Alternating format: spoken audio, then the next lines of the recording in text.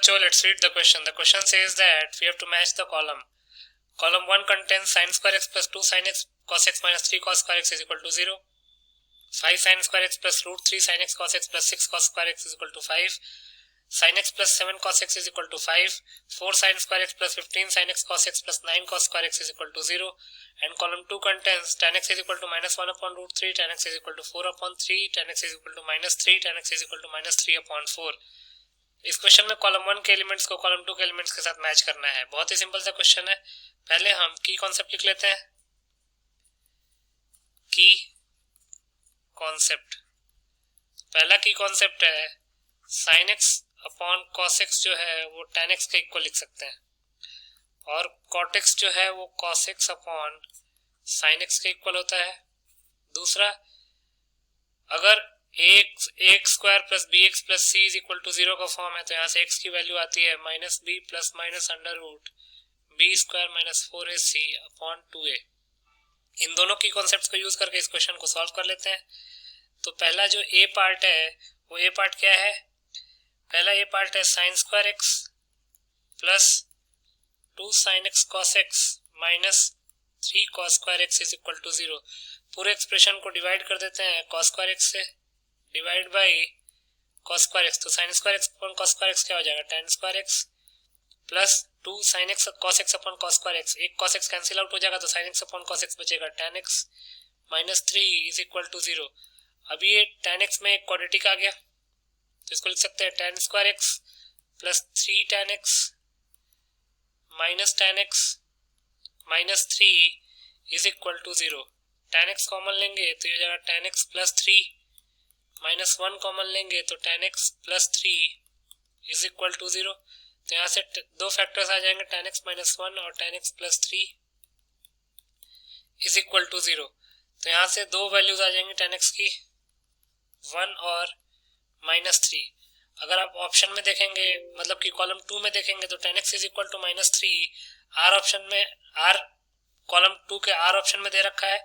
तो इसका मतलब कि ए जो है वो आर ऑप्शन से मैच करेगा। देन बी पे चलते हैं। बी में क्वेश्चन क्या दे रखा है? 5 sine square x plus root 3 sine x cos x plus 6 cos square x is equal to 5। Again इसको भी पूरे एक्सप्रेशन को डिवाइड कर देते हैं कॉस स्क्वायर एक्स से, divide by cos square x. तो हो जाएगा 5 tan square x plus root 3 tan x plus 6 is equal to 5 sec square x. अब ये हो जाएगा 5 tan square x plus root 3 tan x plus 6 is equal to 5 into sec square x को लिख सकते हैं 1 प्लस tan स्क्वायर एक्स, क्योंकि एक ट्रिग्नोमेट्रिक आइडेंटिटी होती है sec square theta minus tan square theta is equal to 1। अब ये हो जाएगा 5 tan स्क्वायर एक्स और उधर 5 tan स्क्वायर, ये हो जाएगा 5 tan square x plus root 3 tan x plus 6 is equal to 5 plus 5 tan square x. 5 tan square x 5 tan square x cancel out हो जाएगा, तो यहाँ से रूट 3 tan एक्स की वैल्यू क्या हो जाएगी? माइनस 1 के इक्वल। तो tan एक्स यहाँ से आ जाएगा हमारे पास माइनस 1 अपॉन रूट 3। तो tan एक्स अगर माइनस 1 अपॉन रूट 3 है, इसका मतलब कि जो बी ऑप्शन है वो पी से मैच कर रहा है। कॉलम 1 का बी जो है वो कॉलम 2 के पी से मैच कर रहा है। अब सी ऑप्शन में चलते हैं। सी क्या कह रहा है? Sine x plus 7 cos x is equal to 5।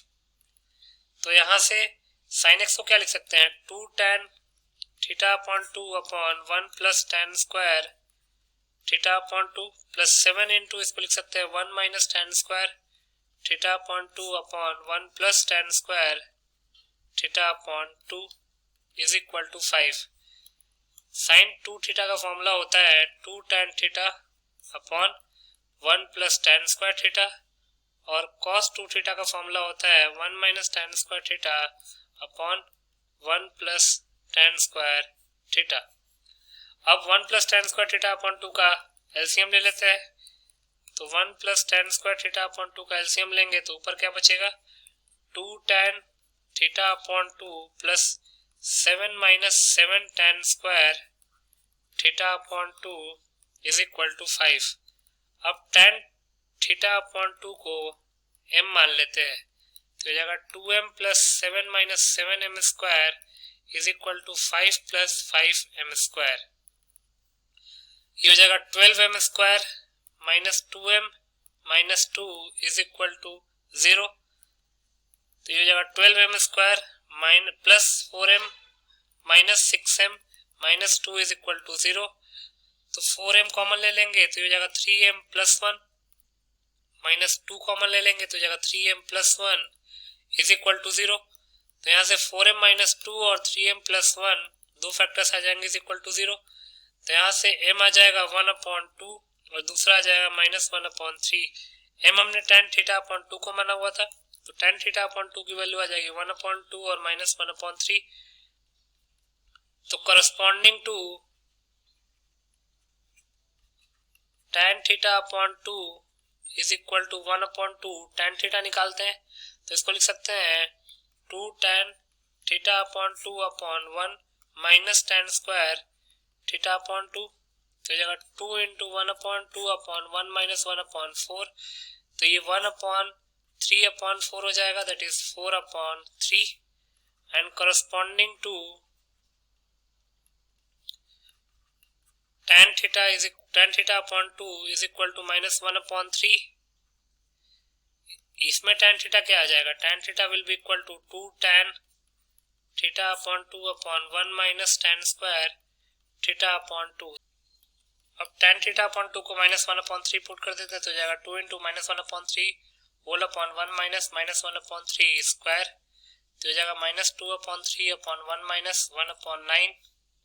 तो जाएगा माइनस 2/3 अपॉन 8/9। तो जाएगा minus 2 into 9 upon 8 into 3। 3 into 3 9 होता है और 2 इंटू 4 8 होता है। तो जाएगा माइनस 3/4।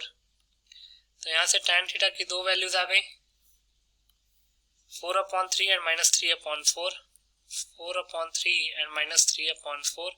तो अगर आप ध्यान से देखेंगे तो C जो है वो Q एंड S दोनों से मैच कर रहा है।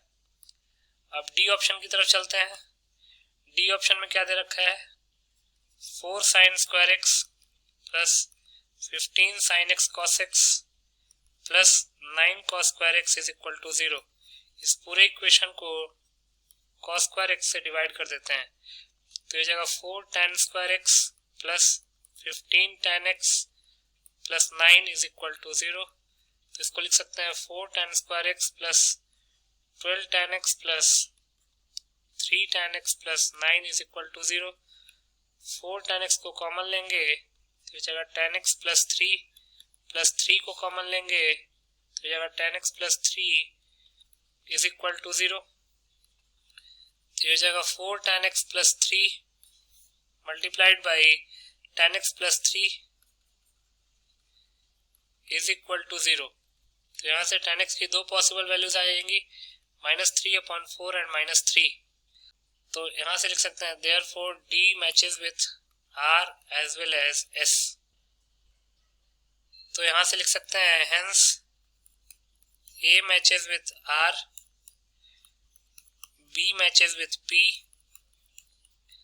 C matches with Q and S, and D matches with R and S. So these are your following answers. I hope you understood it well. Best of luck.